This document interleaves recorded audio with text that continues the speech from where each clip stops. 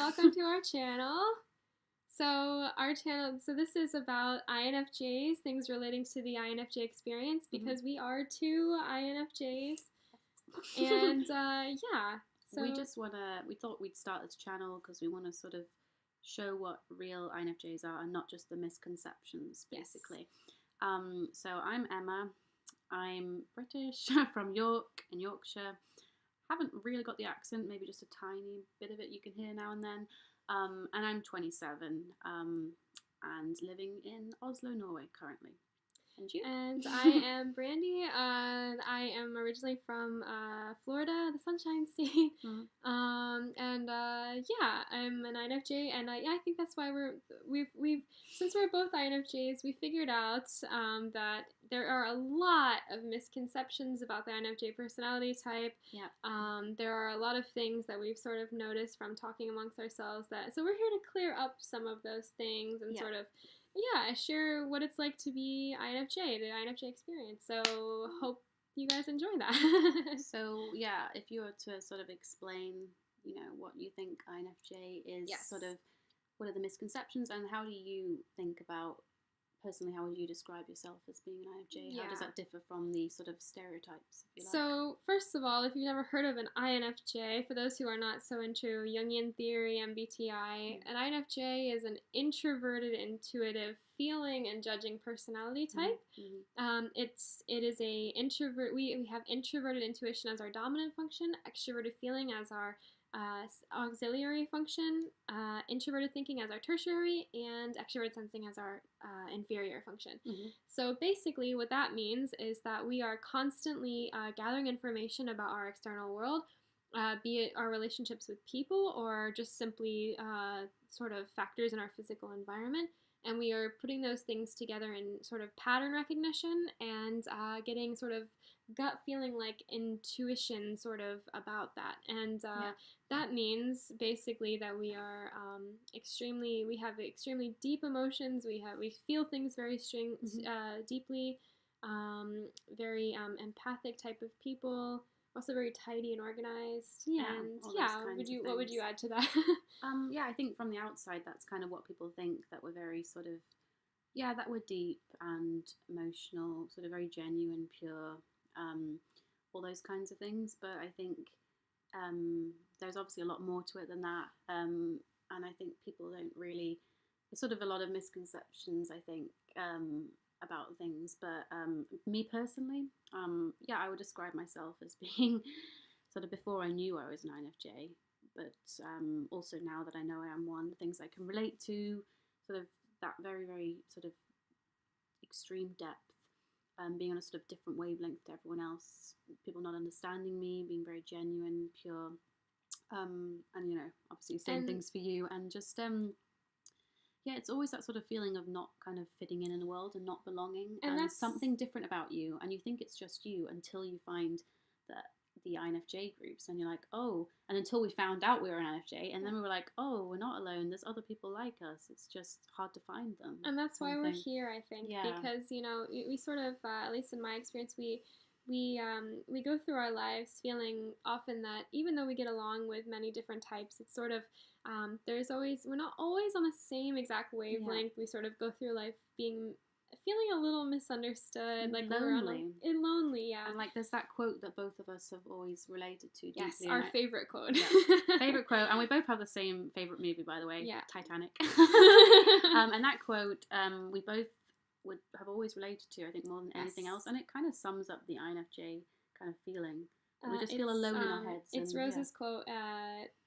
It's like I'm standing in a crowded room screaming and no one even looks up. At the top of my lungs, and no one even looks up. Yeah. And we always feel that, even if we're in a room full of people, we feel that sort of deep, we still feel like lonely in our own heads, because we kind of feel like we have all these deep feelings and emotions, and almost like this sort of underlying melancholy feeling. Yes, and always an underlying melancholy, very complex feelings too, so that we know it's hard to explain to others, and sort of. Anyway, so it's just really hard to find someone on the same wavelength, which is actually why we're here. So summing that up, it's because we found each other miraculously So across the world from each other, actually. And only a couple of months ago. Yeah. So we can go into that. Like, so how we found each other. Well, I had found out sort of properly last year, and so had you, that we're both INFJs. Which explained a lot. Yeah, which I suddenly realised why I've always felt the way I did, and you did too, why we didn't belong. And I was sort of, I need to find, get to know INFJs because they're like me. And I chatted to some online, but I'd wanted to find someone in reality. So I posted on one of the Facebook INFJ groups looking for somebody living nearby me, which I didn't think was going to happen. The chances of finding someone that lived in the same city, in the same country, that was also INFJ, it would have been too much to ask. And then you messaged me, and I was just so happy. And obviously I just thought, but I still thought, maybe she'll just sort of stop chatting, or we won't, but it was just amazing because we instantly had that connection. We've been chatting every day, and we've been meeting almost every day. Almost addicted to our conversation. Addicted to yeah, and it's just like nothing else. It's like the deepest connection I've ever felt with anyone. Yeah. And I've just, it's just been so lovely. It's like I've been waiting my whole life for this, actually, and it's sort of something I never thought existed. Person you've always wanted to find. And yeah. Just thought I would never find anyone. Even within INFJs, I didn't think I'd find someone exactly this similar to me on the same wavelength.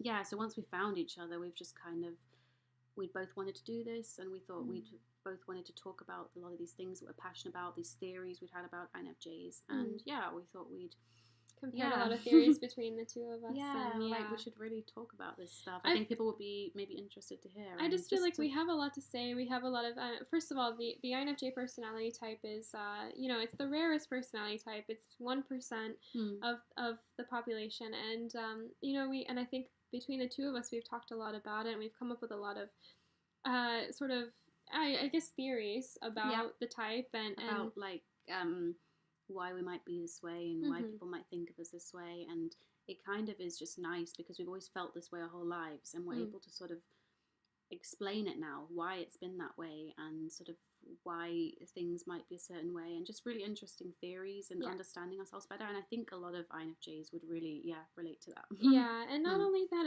it's also a lot of us as we thought before, that there weren't others out there like us, but actually there are. And there is. It's just hard to find them. So I think that we really want to get that out there, that we're not alone, and also just enlightening sort of the INFJ personality type as it is for other types. If you're not an INFJ, just there are a lot of common misconceptions about our type, and absolutely. And I think just sort of we want to talk about like kind of we feel like we've definitely found like our sort of soulmate with each other, twin flame, whatever you want to call it. Like it's the kind of deepest connection that you can find. And which is amazing, actually, because it's what every INFJ actually hopes for. At least I did. Definitely. And we couldn't have just imagined that not only would we find an INFJ, but someone exactly on the same sort of wavelength and the same place in the spectrum within INFJs. Life journeys, dreams for the future. Everything goals. is just like similar. It's really uncanny, or like really kind of almost surreal. Like sort of scary how much we're similar, like what we want out of life, our dreams, our interests, our life path, everything. And then on top of that we lived so close to each other, and we were able to see each other so often. I didn't think it was possible to find someone so like me in every way. I feel like we really want to share our experience. And also like it's just nice. We do balance each other out in some ways. There is a few differences, but very few, and actually those differences help to balance us like sort of together in a nice way. So they're actually positive differences, but it's very, very few and far between. Basically, the only differences I think we've come across is, and we'll get into this later, but the Enneagram. That's one thing. So for those of you we'll talk more about it, but it's basically another type of personality test that kind of there's 9 different types, and even if you're the same MBTI personality type, you can quite easily have a different Enneagram type. That's very common.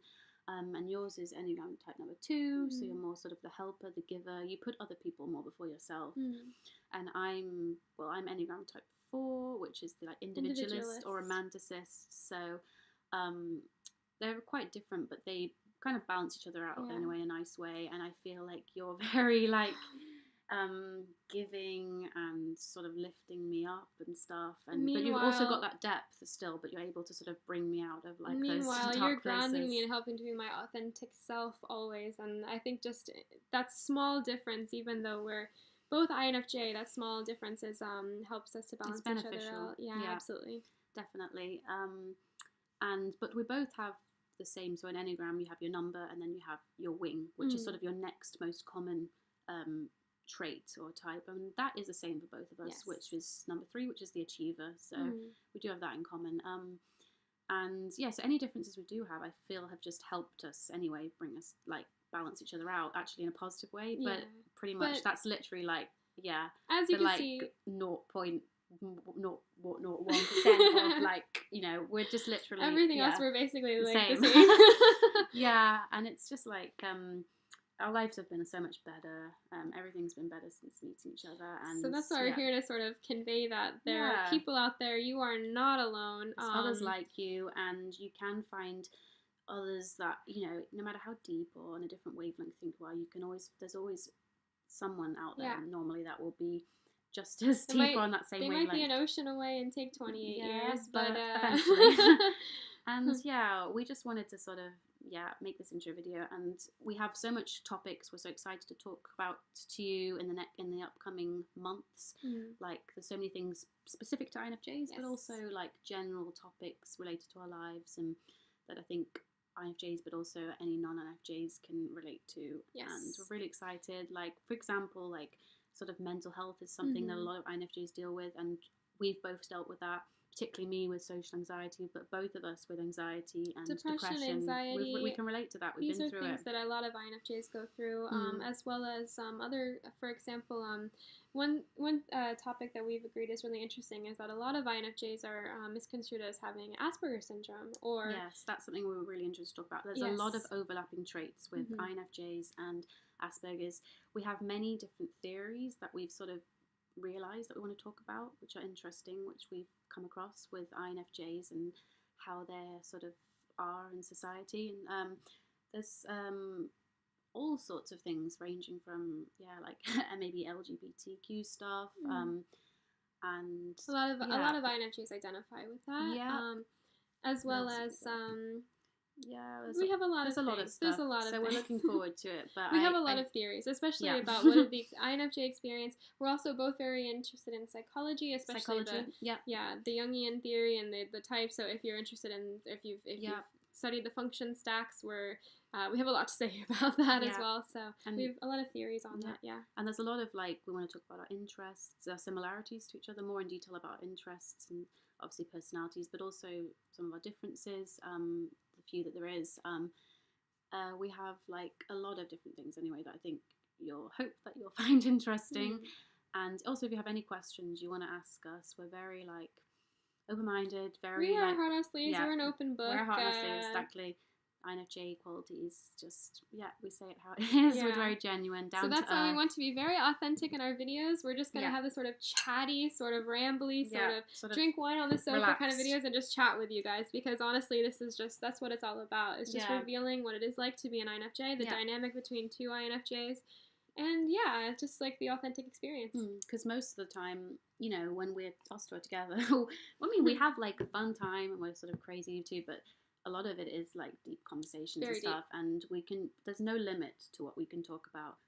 We can talk about the deepest of things, and a lot of people don't want to talk about that, but that's a big thing with INFJs. We want to talk about the deep things, the emotional stuff, about people, about our most deepest things, feelings and thoughts, and so we want to talk about that with you guys, like how we would normally be together. Candid, and if you have any questions, we'll do a video about it. Feel free. We'll do any video.